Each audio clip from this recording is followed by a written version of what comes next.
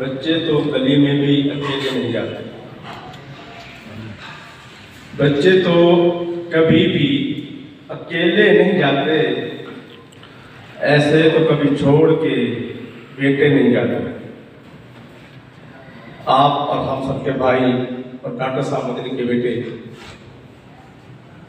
दावत को दूंगा जनाब डॉक्टर हुसैन अहमद मदनी साहब।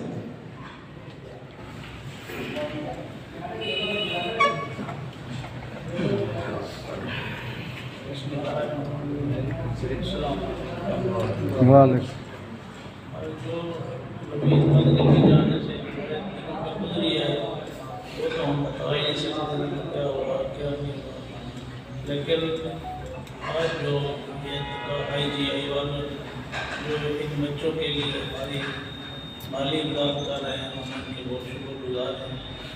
और मुझे ये कहना चाहिए, शर्म नहीं आती कि हमें ऐसी प्लानिंग करनी चाहिए ताकि हमारे पास भी इन बच्चों का कोई ना कोई माली इमदाद हो सके।